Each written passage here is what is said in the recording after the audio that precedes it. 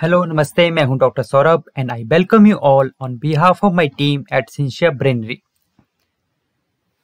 The advancement in science and technology, it has changed the human history significantly. So many breakthroughs have been made in the past by some great minds. Now, within seconds, we can communicate with anyone in the world. Within hours, we can move from one country to another country. But how these have been made possible? Have you ever thought means how these things have been made possible? अगर आप अपने चारों तरफ भी देखें, we are surrounded by so many such great inventions which have been made in the past by some great minds who have devoted their whole life for the benefit of humankind. So definitely we should acknowledge those great minds. We should take inspiration from those great peoples who have significantly devoted their life for the welfare of humanity. So in this context, every year a handful of people are honored and elevated to a reputed title, Nobel laureate. So our today's topic, explosive birth of Nobel prizes, from dynamite to peace. Means, have you ever thought, we all know about the Nobel prizes, but have you ever thought who is the man behind this? Of course, Alfred Nobel. But what is the story behind institution of Nobel prizes? As once he was also regarded as merchant of death, means मौत का सौदागर. So how means ऐसा कौन सा incident था उसकी life में which changed his life, means from merchant of death to peace. And we know that Nobel Prize is one of the world's most coveted awards and is widely recognized as crowning achievement of mankind. I can say that no other award can match its prestige. So what we should know about the story behind it? Actually ऐसी की कौन सी घटना थी जिसने कि Alfred Nobel की life को change कर दिया? Definitely there is a very interesting story behind it, and I will brief in our next slides.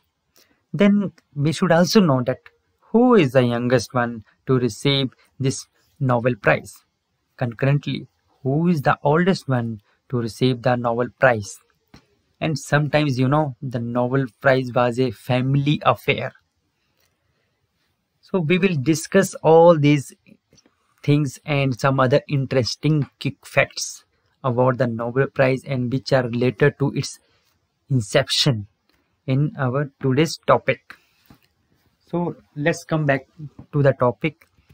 Alfred Nobel, he was born in 1833 at Stockholm, Sweden, and died at the age of 63 in 1896. His main invention was the dynamite, and he was the holder of 355 patents. He was such a dynamic personality. He was a chemist, he was an engineer, he was an entrepreneur, he was a businessman, he was an author.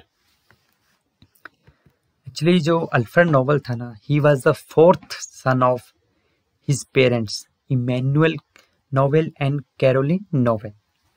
Actually there were 8 siblings, but only 4 of them, Alfred Nobel and his 3 brothers, Robert, Emil and Ludwig Nobel, they reached to adulthood. So from the childhood, जो Alfred Nobel था ना, he was having the very inquisitive mind.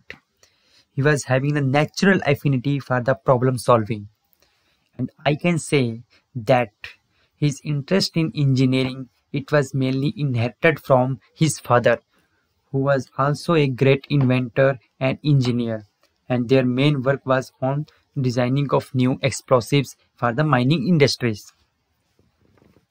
But when Alfred was 4 to 5 years old, during 1842, his father moved to Russia, St. Petersburg, for establishing their business there. And after some time, during 1842, the Alfred and his brothers, means other family members, they also joined their father there. So within a span of time, their business started flourishing. Means उनका business जो है वो अच्छी तरह से, मतलब they were got successful in their business. They were earning so much money. They were earning the prosperity. So his parents were able to send the young Nobel to different tutors in his quest of gaining knowledge. And his father was also interested, so that interested, the one of the motto was that if he will go and if he will learn so many things, definitely in return it will be helpful in enhancing their business.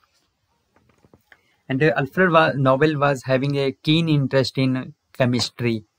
So in this way, his father actually, he sent Alfred Nobel to different countries for learning and to gain the more knowledge, like Germany, France, Italy, and United States of America.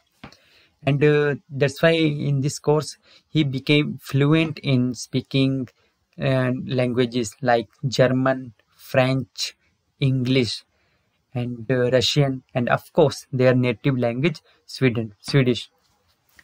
So during the course of learning, Alfred met some great minds, like he also worked with the famous Russian chemist Nikolai Ginin.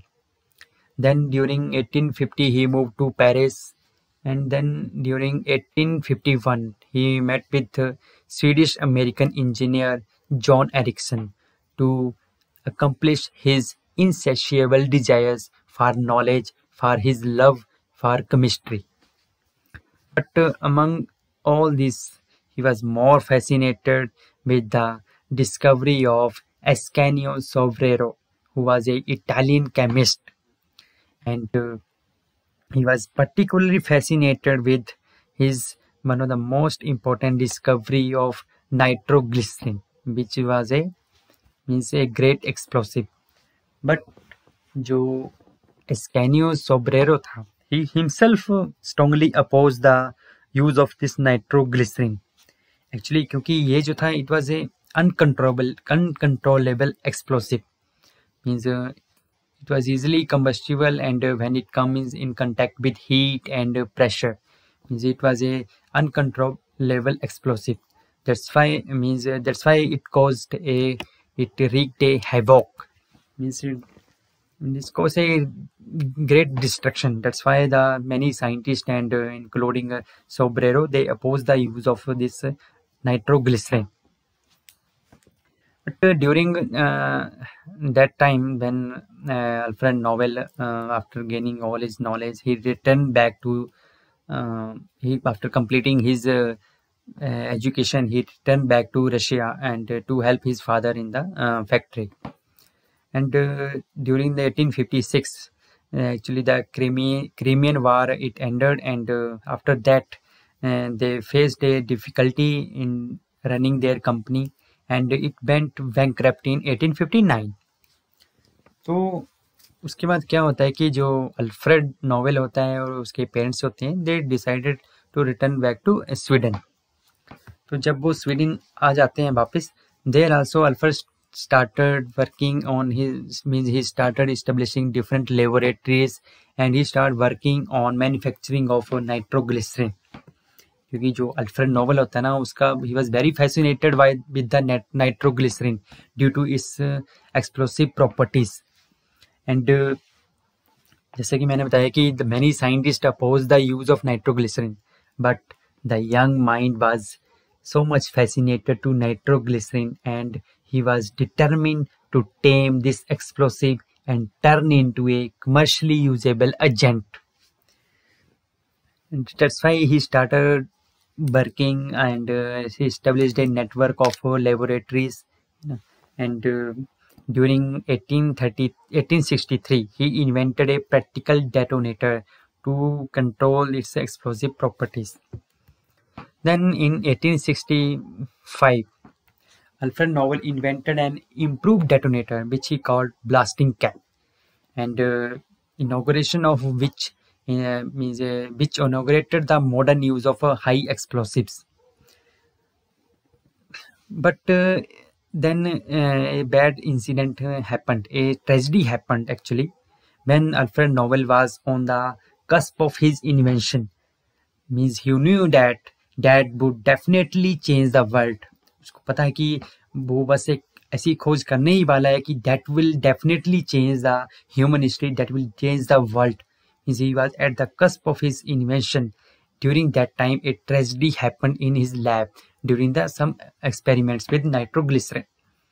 Actually, in 1864, his factory blew up, and in this blast, his younger brother Emil and four other people they died. But rather than staying disappointed and staying sad, so Alfred Nobel was Alfred Nobel. Means rather than giving up, he wanted to detonate this chemical, and to give up now, he thought that to give up now would be to allow his brother to have died in vain. That's why he continued his experiments with the detonation of this chemical compound. Then he made a remarkable discovery, one of the most great invention of Alfred Nobel. That was the invention of dynamite. In 1867, he patented a mixture of nitroglycerin and an absorbent substance, and which he named the dynamite. It was Nobel's second most important invention, and that actually changed the world history. Then you can see, and this dynamite actually it was derived from the Greek word which means powder, and during that time the gunpowder was in great demand in because in the mining industries and all other things. So dynamite actually it was proved instrumental in blasting tunnels, cutting canals, and building railways and roads. Because by heart, Alfred was a kind person. He always wanted to work for the benefit of humankind. Then in the period of 1870s to 1880s, he built a network of factories, and then in 1875 he invented a more powerful form of dynamite which he named blasting gelatin, that is gelignite. Then in 1887 he introduced another form that he called ballicite, which was also one of the first nitroglycerin smokeless powders. But actually, when he was quite prosperous, and the prosperity was coming from all the sides, a incident happened which changed his life actually. During 1888, his brother Ludwig he died in Cannes. But होता क्या है कि गलती से French newspaper they mistakenly published Alfred's obituary. Means they thought that actually it was the Alfred who had died. So in that obituary they stated that the merchant of death is dead. Means they condemned him for his findings, for his discoveries, by saying that he is the person who want to kill more people and faster than ever before for earning the prosperity. So they called him the merchant of death. So by reading this actually, because Alfred was alive, it was a mistake. So he was alive. So by reading all these things, and he was condemned for all these things, he felt very disappointed. Means he was very sad, and he thought that this is how he would be remembered in the world. So that's why a fundamental change came in his life, and he decided to write a will, means a testament, and he signed his last will in Paris on 27th November 1895. And in that bill, he specified that 94% of his fortune that will be established, means that will be consumed for the institution of a prize, means Nobel Prize, that would be awarded to the great minds or the people working in the different fields for the benefit of humankind. So this was a beginning, means this was a story how the Nobel Prize were incepted, and how from dynamite to he ended up with the establishing a peace prizes. And then from that period, since 1901, the first Nobel Prizes were awarded in different categories, that is physics, chemistry, physiology or medicine, literature.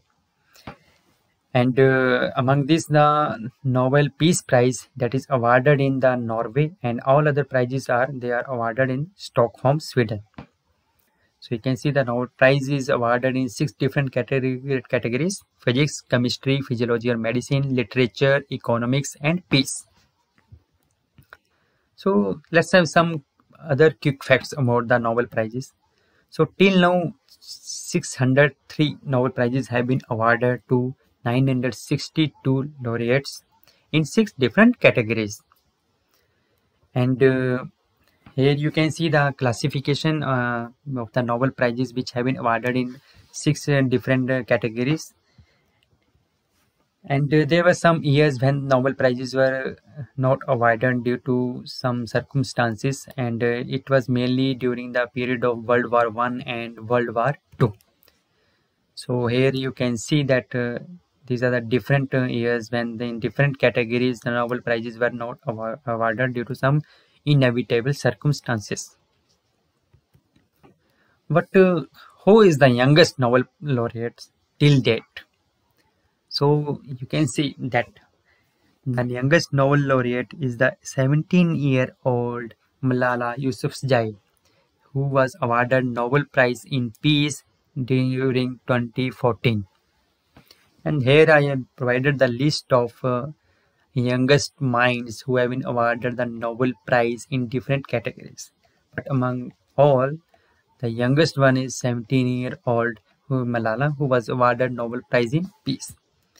And simultaneously, who is the oldest one to receive the Nobel Prize?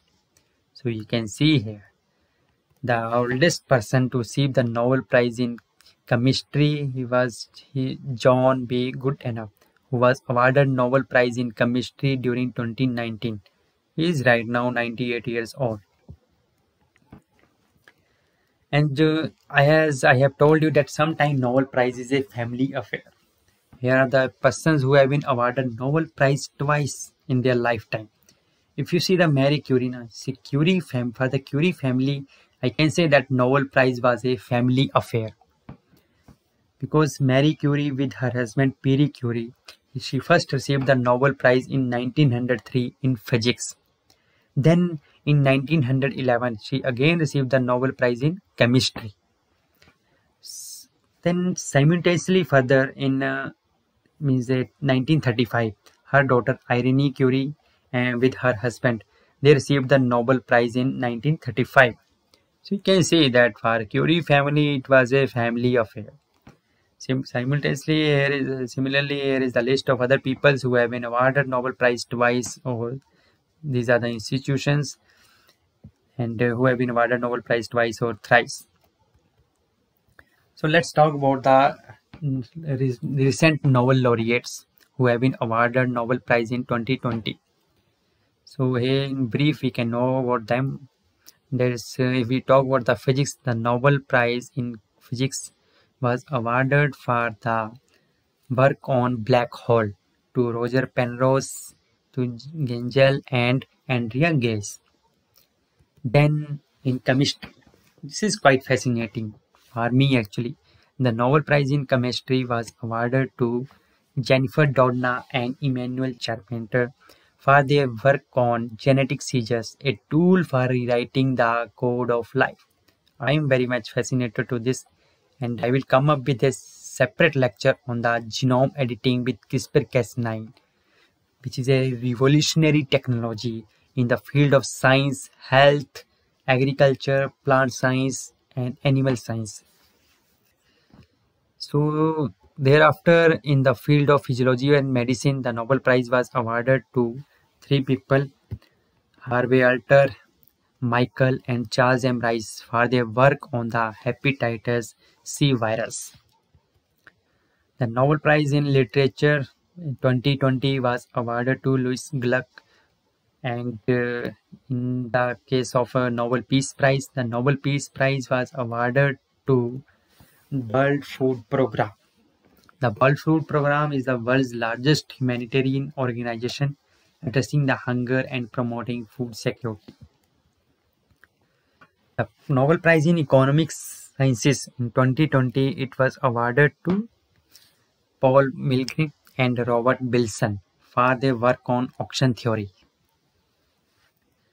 So let's now talk about Indian connections with Nobel Prizes. Means who are the Indians which have been awarded Nobel Prizes? Our great Indian Nobel minds. The first Indian to receive the Nobel Prize, it was Ravindranath Tagore, who received the Nobel Prize in 1913. Means he was the first Indian to win the Nobel Prize. Then we can say the first Indian in science who received the Nobel Prize, it was C.V. Raman. He was the first Asian and first non-white to receive any Nobel Prize in the sciences, who received the Nobel Prize in Physics in 1930 for his Raman effect. Then in 1968, Dr. Har Govind Khurana, he received the Nobel Prize in Physiology or Medicine in 1968 for their interpretation of the genetic code and its function in protein synthesis.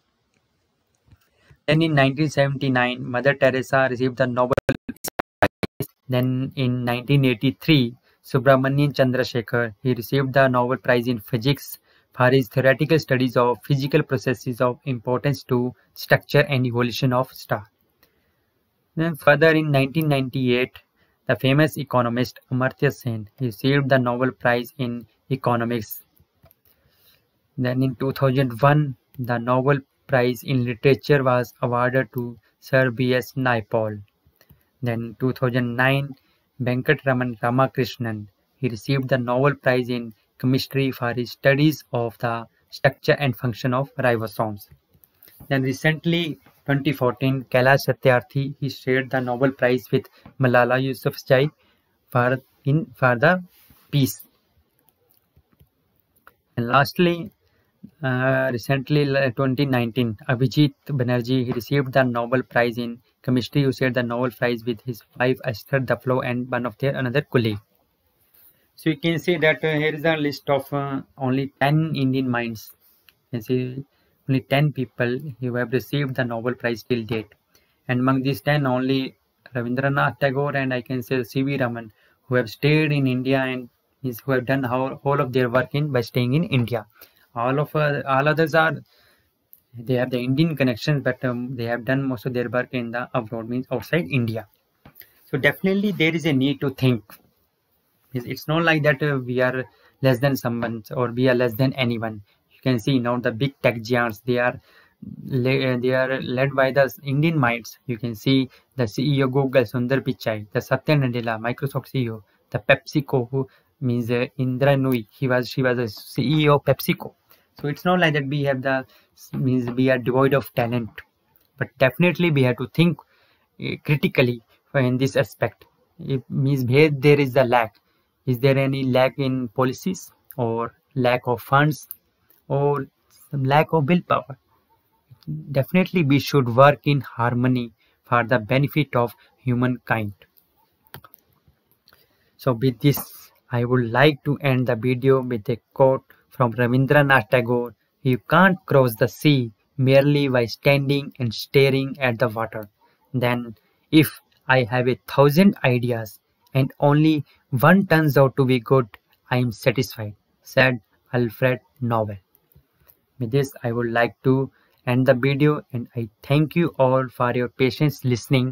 And if you have any queries, any questions, आपके कोई suggestions हैं, आप हमें देना चाहते हैं, और आपको अगर वीडियो अच्छा लगा हो तो काइंडली सब्सक्राइब, शेयर करें, लाइक करें. And because we all need the sports, we should work in harmony for the benefit of human kind.